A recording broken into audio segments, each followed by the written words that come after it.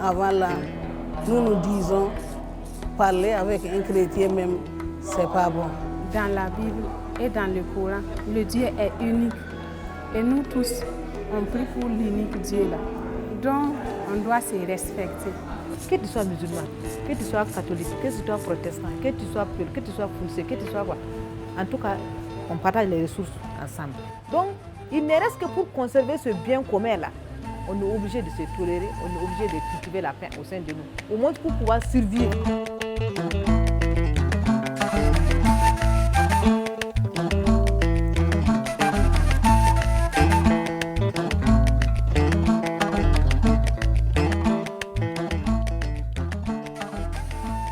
Depuis 2016, notre pays subit de nombreuses attaques terroristes, notamment au Sahel, ce qui entraîne des déplacements de population avec les conséquences qu'on connaît sur le plan éducatif, sur le plan sanitaire, avec des besoins de plus en plus exprimés par les populations, des besoins de paix, de sécurité, de prise en charge. On s'est rendu compte que oui, cette crise, elle était due aussi et principalement au fait qu'il y a une érosion, de la cohésion entre les communautés, mais à l'intérieur de la société, entre les générations aussi. Il y a un problème de communication aussi, un problème de confiance entre l'État et les populations notamment. Donc c'est tous ces liens qu'il faut essayer de renforcer pour être plus solide face à des crises sécuritaires comme on connaît actuellement au Burkina. Ce qu'il faut surtout pour la paix, c'est la compréhension des peuples. Cette maxime a guidé le consortium Solidar Suisse, l'Union fraternelle des croyants de Dori UFC, avec l'appui financier de l'Union européenne, a lancé en 2019 le projet Dialogue inclusif pour mieux vivre ensemble. Alors, l'Union européenne en Afrique de l'Ouest travaille de plus en plus sur la réponse à la problématique du délitement de la cohésion sociale et plus particulièrement au Burkina Faso. À partir de 2015, nous nous sommes intéressés à cela. Nous avons activé des financements de manière pertinente à partir de 2017 afin de financer plusieurs partenaires pour qu'il y ait une meilleure réponse au niveau du terrain, pour faciliter effectivement tous les angles d'attaque sur la cohésion sociale, que ce soit le dialogue entre les communautés, que ce soit le dialogue entre les différentes religions, entre les forces de sécurité et la population locale ou entre les groupes eux-mêmes. Ce projet s'inscrit dans cette recherche de la paix, notamment dans la région du Sahel. Nous pensons que c'est à travers le dialogue entre les communautés, entre les religions, mais aussi à travers la promotion d'une politique d'emploi axée sur les besoins des jeunes, pour éviter que certains ne se radicalisent parce qu'ils n'ont pas quelque chose à faire, mais aussi pour leur permettre d'avoir un avenir meilleur. Nous travaillons dans ce projet-là avec des comités locaux de paix. Mais ces comités locaux de paix sont constitués dans les villages, donc c'est des structures vraiment au niveau local, sont constitués de personnes volontaires et des personnes identifiées par les habitants du village.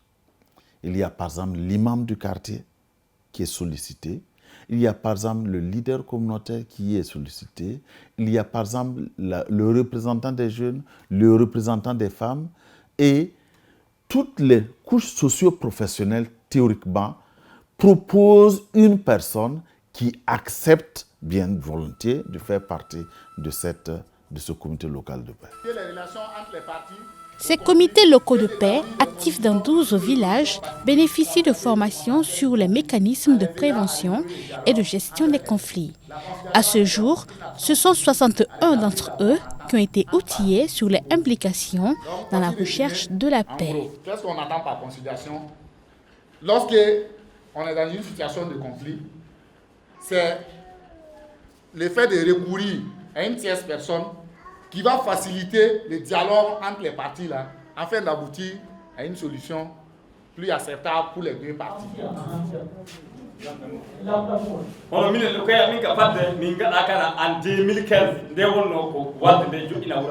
quand on regarde la nature des échanges, la manière dont les gens sont intervenus, on montre qu'effectivement, ils avaient une certaine connaissance au départ, mais ils ont assimilé davantage ce qui a été dit. Vous voyez, à la dernière minute, lorsqu'on leur a demandé de faire des propositions d'actions concrètes à mettre en place immédiatement dans le cadre de l'insécurité pour pouvoir encore prévenir et gérer les conflits qui viendraient à naître, vous voyez, les actions qui ont été montrées sont des actions qui sont vraiment pertinentes.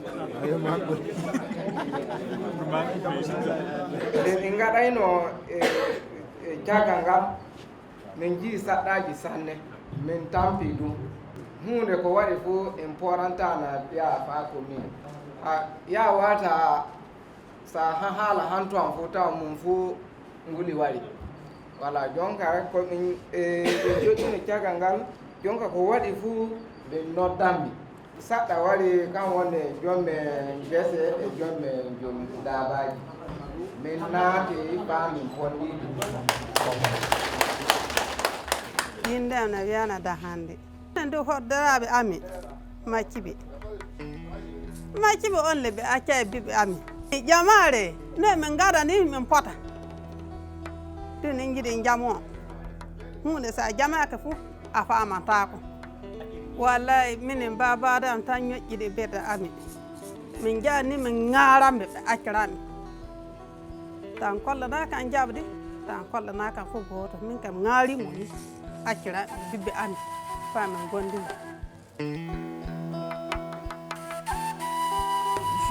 donne un exemple. Par exemple, au niveau de Diomga, en tout cas, eux-mêmes, ils ont dit qu'ils ont constaté que depuis qu'il y a ce comité de paix, il y a moins de convocations qui viennent à la gendarmerie. Avant, là, pour un rien seulement, les gens sont à la gendarmerie. Pour un rien seulement, les gens sont à la gendarmerie. Mais en tout cas, depuis qu'ils sont là, en tout cas, ça a beaucoup diminué. Parce qu'il y a des choses même qu'ils amènent à la gendarmerie, ce n'est même pas la peine d'amener à la gendarmerie. Et ça crée des discussions encore au sein du village. Parce que chez nous, le père, en tout cas, dès que quelqu'un t'amène à la gendarmerie, là, entre vous, là, c'est pas fini, mais vraiment, vous ne pouvez plus être en bon terme encore. Dans le cadre des activités, le projet a créé le contact entre les comités locaux de paix et les autorités. Quand on suit la méthodologie qui a été appliquée, nous savons très bien que nous pourrons quand même avoir des hommes qu'il faut pour souvent quand même trancher quand il y a une situation donnée. Nous savons que dans les villages, c'est carrément une famille, c'est la même famille.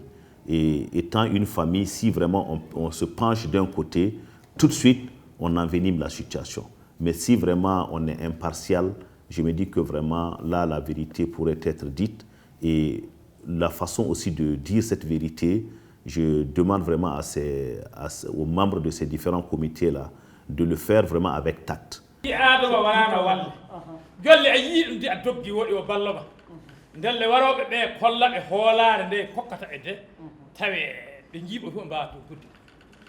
tient à dire au FDS là de faciliter l'approche de la population envers eux. Ils viennent à leur niveau avec des petits problèmes. Ils pouvaient résoudre eux-mêmes là-bas en société. C'est vrai, il peut arriver un problème qui dépasse manifestement leur force. Là, il peut faire référence au FDS. Si vous avez vu quelque chose au village qui mérite d'attirer l'attention, il ne faut même pas hésiter. Il ne faut pas hésiter parce qu'à l'instant T, nous sommes amenés vraiment à travailler et à travailler ensemble pour que les choses puissent marcher.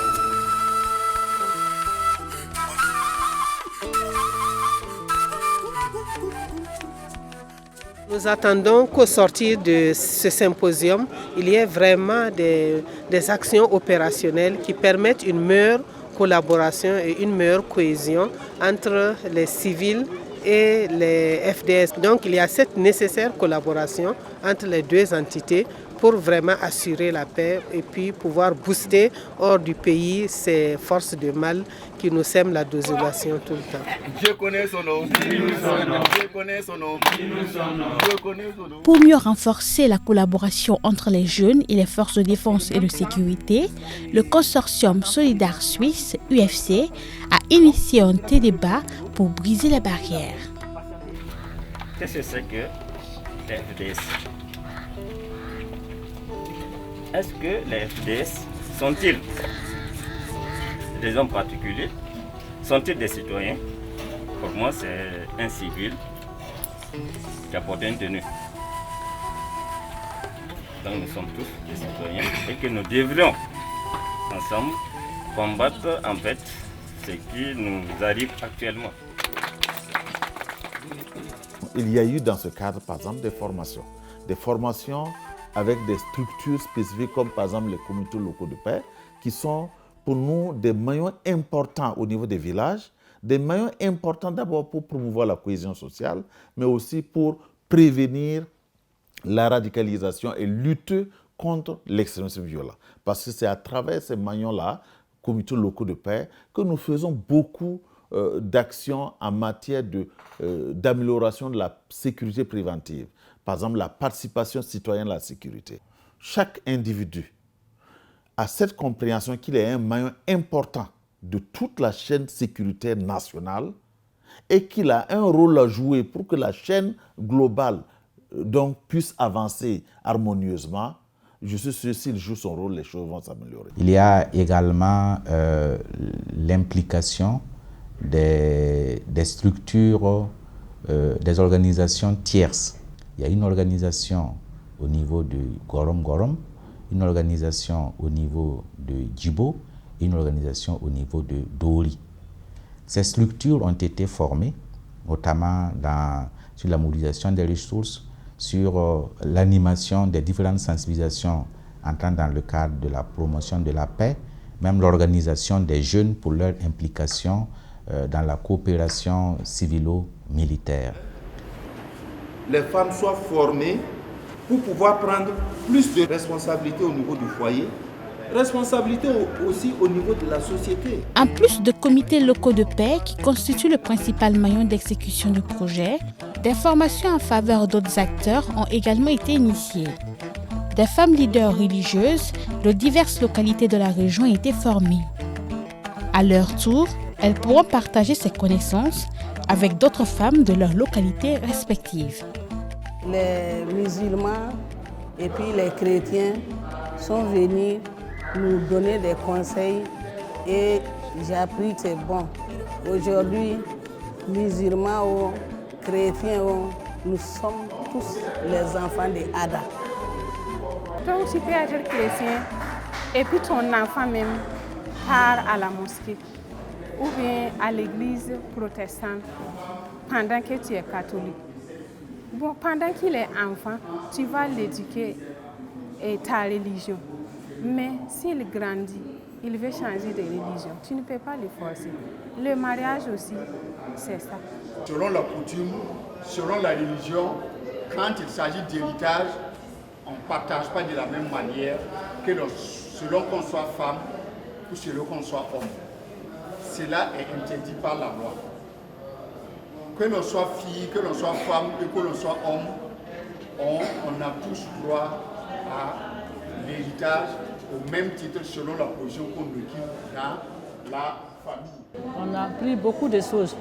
On a appris droit des femmes, droit des enfants, valeur de la solidarité, tolérance, le rejet. Bon, ça nous a beaucoup servi en tout cas. No min kotir min dabtira ko min joɗɗina min tindina heddiɓe wuuro famin keɓa min ndar ko wuuro reeno illa masibaji ɓeydaki e leydi men. Au regard du rôle des journalistes dans la gestion des crises, une vingtaine de professionnels des médias ont été outillés sur le journalisme sensible au conflit. Il existait des signes avant-coureurs de l'effritement du tissu social et la question de l'extrémisme violent qui effrite sérieusement notre vivre ensemble au niveau du Burkina Faso. Qu'est-ce qu'il faut faire, nous, en tant que professionnels des médias, en temps de conflit? Quels sont les messages qu'il faut faire passer et quels sont les genres que nous devrions en tout cas privilégier pour que notre message soit entendu et toujours en privilégiant ce qu'on appelle l'éthique et la déontologie du journaliste. Parce que sans cela, sans respecter ces valeurs du journalisme-là, on ne peut pas faire un bon travail.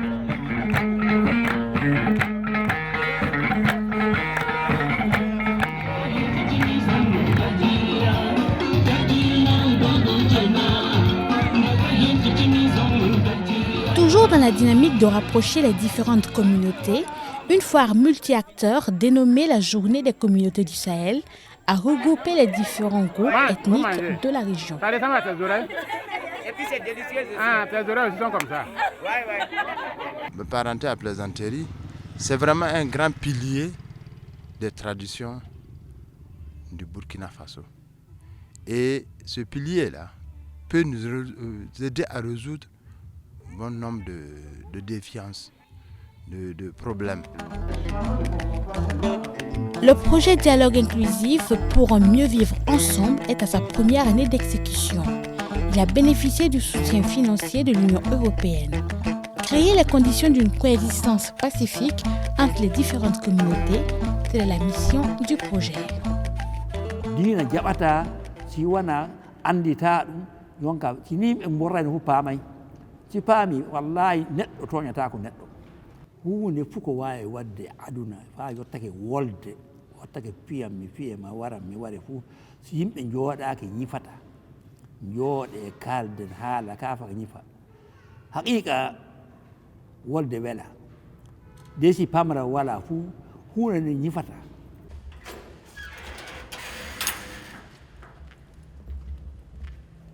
Tous, nous désirons la paix. Tous, nous cherchons la paix, quelle que soit notre appartenance religieuse. C'est très beau de voir l'imam à l'église, de voir l'évêque à la mosquée et encore qui récite le chapelet pour demander au bon Dieu de procurer la paix au peuple de Dieu. De voir l'imam égrener son chapelet pour demander la paix. C'est magnifique. Mais vraiment, il y a solidarité. Donc, andini en sabu, kon langal na uri en sembe, mais c'est andina masela en outamo. Na c'est kebangu de makka. Quand j'écoute les témoignages, je suis satisfait. Je crois qu'on a bien fait d'avoir créé des comités locaux de paix dans les villages. Parce qu'au regard des résultats qu'ils ont, certainement que ça peut attirer l'attention et l'intérêt des autres villages. Après une première année de mise en œuvre, nous avons des motifs réels de satisfaction. Satisfaction parce qu'on a pu toucher les publics visés. Donc, nous pouvons dire que de ce point de vue, la mobilisation des acteurs pour la suite du projet a été un succès. Dans les trafics, voilà, les perspectives, bien entendu, sont de continuer ce genre de travail, de le développer, de donner une cohérence à l'entièreté des activités qui sont menées, car travailler sur la cohésion sociale fait appel à plusieurs métiers, fait appel à plusieurs dynamiques, à plusieurs personnes sur lesquelles il faut investir encore plus. Donc je crois que c'est un sujet sur lequel nous allons maintenir des investissements importants en tant que bailleurs de fonds afin de travailler sur la cohésion sociale pour les populations burkinabées.